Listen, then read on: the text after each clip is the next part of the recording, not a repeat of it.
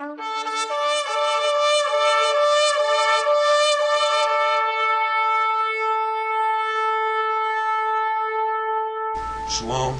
We want to give all praise to Yahweh Bashim Yahweh Shai. We said Barak to Yahweh, Barak to Yahweh Shai. Double honors to the apostles and the elders of Great Millstone that feed us with knowledge and understanding. Much love to you, brethren, on the four corners of the planet Earth that's been set up by faith to push this truth to help seal the elect. That the Most High will bring them in. We're set up to come out here and push this truth that the Most High will bring in the elect, so we may be saved out of this wicked place that we're in and we may go home. We're gonna jump right into things because it's getting started, people. The elders have been telling us that this world war is already here. So now we have the Pope, okay, the so-called Pope that's saying the same exact thing, because they can't hide it no more. It's evident. So we're gonna read this and try to edify you brothers the best as I can.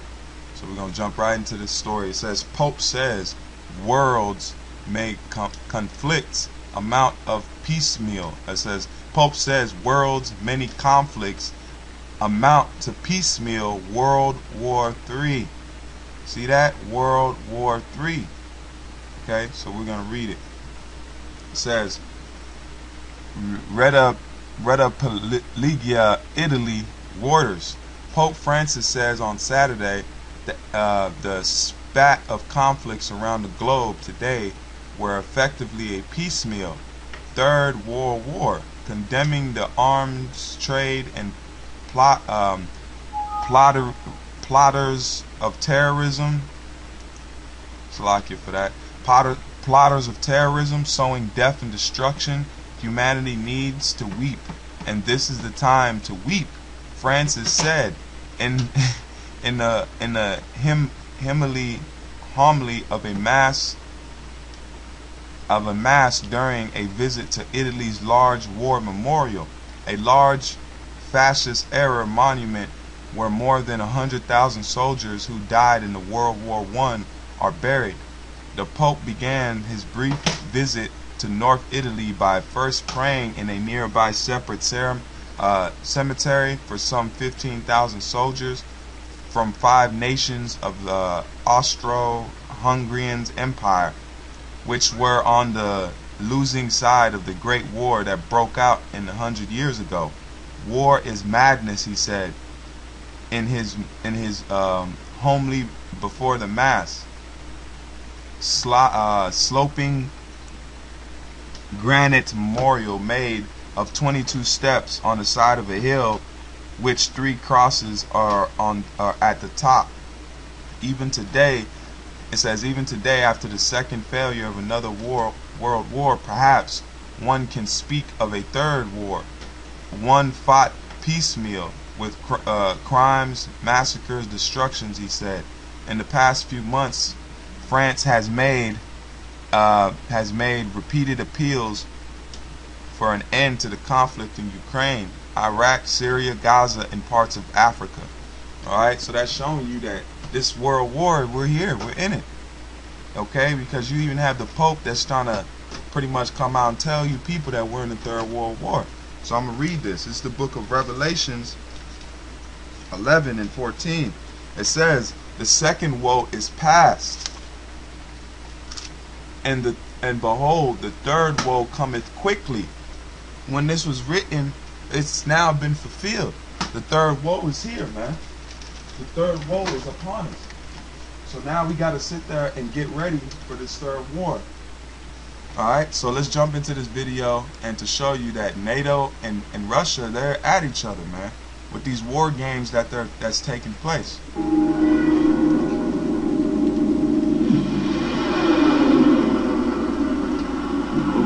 Countries worldwide have or are acquiring ballistic missile technology that could eventually be used to carry not only conventional warheads, but also weapons of mass destruction. In 2003, under the auspices of the NATO-Russia Council, a study was launched to assess possible levels of interoperability among the theater missile defense systems of NATO allies and Russia. But in April 2014, NATO suspended all cooperation with Russia in response to the Ukraine crisis. Russia has fired on Ukraine from both Russian territory and within Ukraine itself. Moreover, Russia continues to maintain thousands of combat-ready troops close to Ukraine's borders. This is a blatant violation of Ukraine's sovereignty and territorial integrity. NATO's primary role is to defend its member countries. Transatlantic teamwork on ballistic missile defense is bringing this capability one step closer. We're going to jump right into the next video to show you guys, hey, this is NATO's war game that took place, because I showed a video where Russia was showing their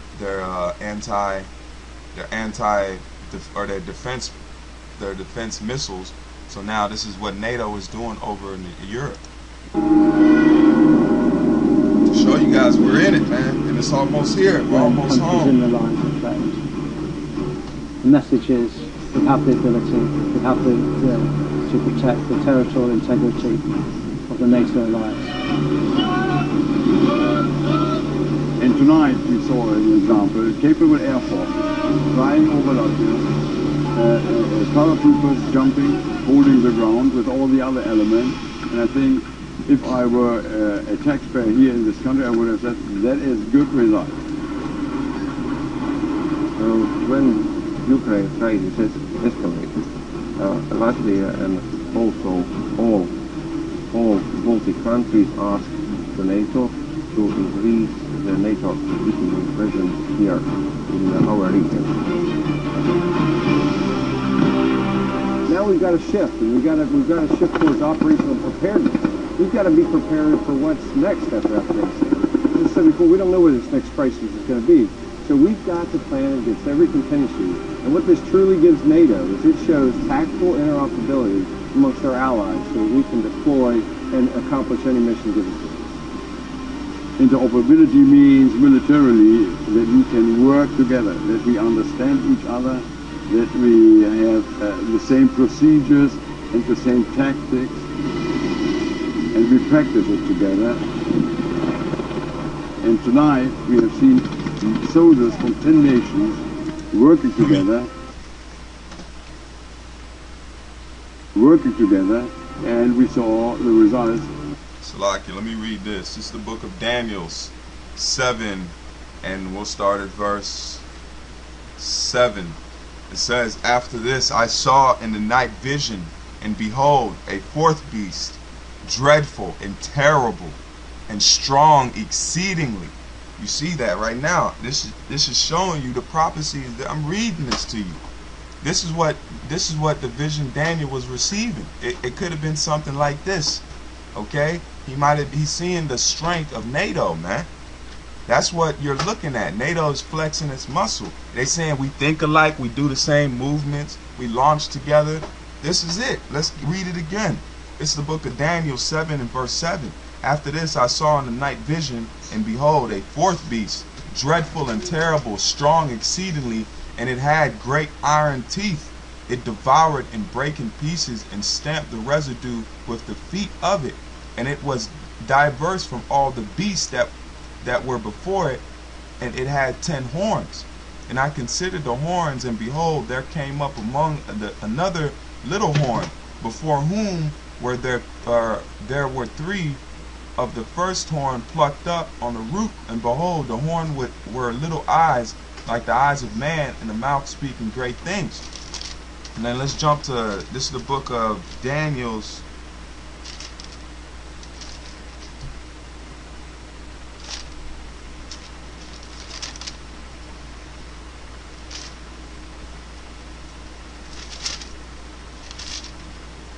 Salakia. So that's the vision that was being received, man. We're seeing that NATO in its power coming up, because it said it stamped the residue. This is saying, look, everybody that's pretty much not in NATO is practically an enemy, man. Right? They cut off Russia. Russia now is the main, how you say, culprit, or the one that they want to they want to put under they want to go against. They're the new bad guy.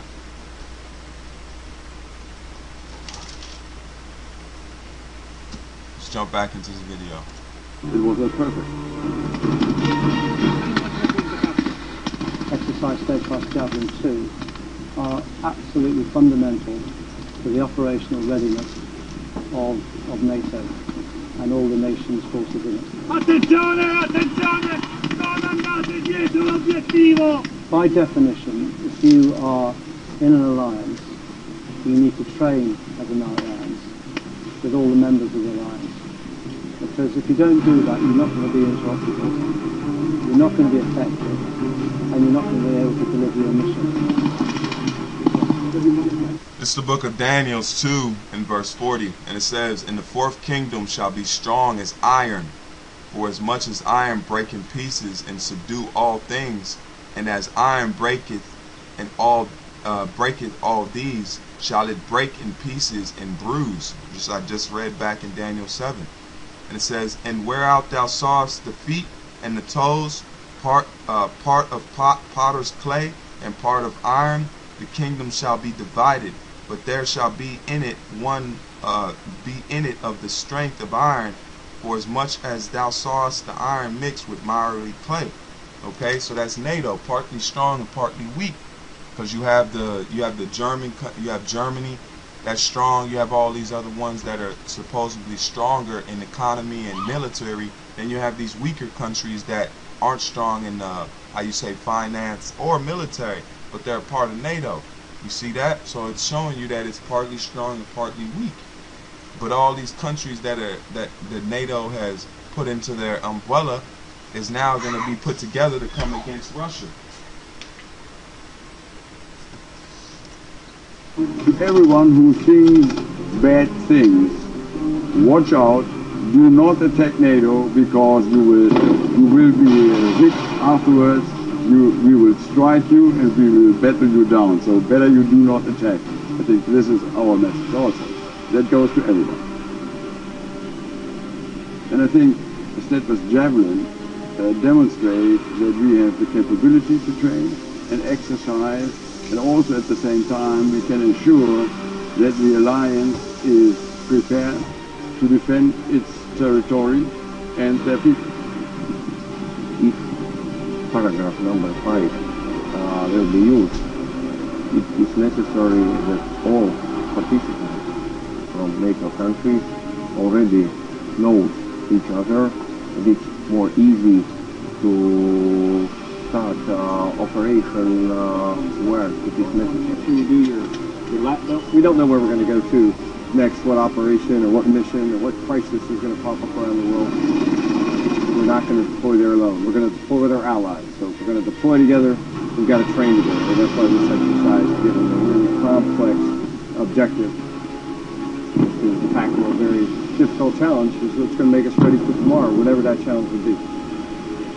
But I'm convinced, as a NATO officer, together we can achieve great things, and tonight it would not be possible without those elements from Italy, Latvia, Germany, Poland, and all the other nations to be successful. See that? When we're going to be needed. Read it again. He's going to go back. It would not be possible without those elements from Italy, Latvia, Germany, Poland, and all the other nations to be successful. When we're going to be needed. Our nations won't ask if we're ready. We're going to expect it.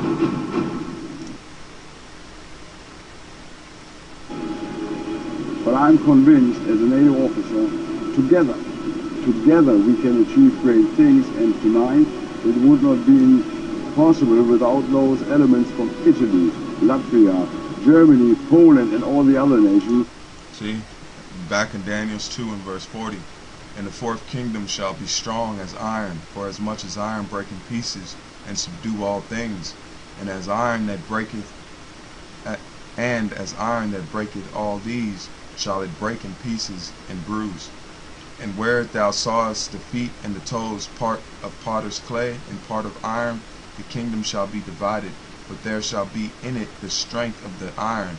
For as much as thou sawest the iron mixed with miry clay, and as the toes of the feet were part of iron and part of clay, so the kingdom shall be partly strong and partly broken. And whereas thou sawest iron mixed with miry clay, they shall mingle themselves with the seed of men. See that? Mingle themselves with the seeds of men. We know where they're sons of God, they're sons of the wicked, and they're sons of men. Okay? And it says, mingle themselves with the seed of men, but they shall not cleave one to another, even as iron is not mixed with clay. And in the days of these kings shall the Most High, or shall the power of heaven, set up a kingdom which shall never be destroyed. So we're in it during the time of NATO. Okay? And NATO's at its end. So the Lord in this time is going to set up the kingdom. That's why the elders have been telling us and the apostles have been telling us we're close. It's at the door. It's speaking. At the end it shall speak and not lie. So let's jump back into the story, the next story, and it says, Syria, Russia, Iran condemn U.S. plan to bomb Syria. Because Obama made a presidential address where he says they're going to go into Syria and they're going to start bombing so-called ISIL. Alright, the Islamic State of what? Islamic State of, I don't even, pretty much they're trying to say it's an Islamic State. Okay, so let's read it. It says Syria, Russia, and Iran condemn U.S. plan to bomb Syria. Assad's government warns any action executed without Syrian approval will be taken as an attack.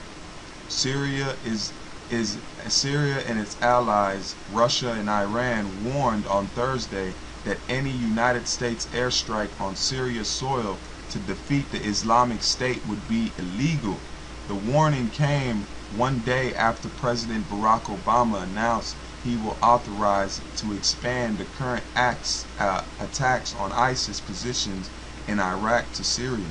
President Obama also insisted that the United States and its allies will not cooperate with the current Syrian government to fight against ISIS, and that they will provide new equipment to the moderate rebels who tried to out Syrian President Bashar al-Assad. Any kind of action executed without consent of the Syrian government will be taken as an attack on Syria. Al-Hadiya, the Syrian Minister of National Reconciliation, warned Monday. The Iranian foreign minister questioned the international coalition of about 20 countries that support the U.S. strategy against ISIS. The coalition is shrouded in serious ambiguity, and there is several misgivings about its determination to sincerely fight the root cause of terrorism, said the foreign affairs minister. The Guardian report. Meanwhile, a Russian official asserted that Moscow would not support any international military action inside Syria without the approval of the United Nations Security Council. Any action executed without the UN Security Council approval will be taken as an act of aggression, a gross violation of law, international law, said the spokesperson of the Russian Foreign Affairs Ministry. China, who along with Russia has blocked several UN resolutions against Assad's government, said that it supported the fight against terror, but that national sovereignty should be respected. So hey, this thing is at the door. Now let's go to the next article to precept that. You know, this is the precept article. So let's read it. And it says Obama, Assad shooting at American planes would lead to his overthrow. You see how what they're doing, what the real cause of it is, what they want? Alright, so it says President Barack Obama would seek to overthrow the regime of Bashar al-Assad if American planes were attacked upon entering Syria airspace. Peter Baker of the New York Times reports, if Assad's troops fired at American planes entering Syria's airspace, Obama said he would order American forces to wipe out Syrian air defense systems. Baker reports he wants to say that such an action by Mr. Assad would lead to his overthrow, according to one account. On Wednesday, Obama announced that he had authorized U.S. airstrikes in Syria while laying out a four-part strategy to destroy, eradicate radical ISIS militants who have captured roughly a third of Syria and a third of Iraq. Since August, U.S. warplanes have backed Iraqi soldiers, Kurdish Peshmerga fighters, and Iranian-backed Syrian militants as they attempt to roll back ISIS gains in Iraq. Baker, who spoke with 10 people who spoke with the president leading up to his speech on Wednesday, writes that Obama struck his guests at least certain about the end game of the Syrian side, where he has called for Mr. Assad to step down and must now rely on the same moderate Syrian rebels he refused to arm in the past. Syrian rebels associated with the Western-backed Free Syrian Army have scoffed at Obama's plan, saying that it rushes to target ISIS while ignoring Assad. So that's going to turn more of those rebels into ISIS fighters, man.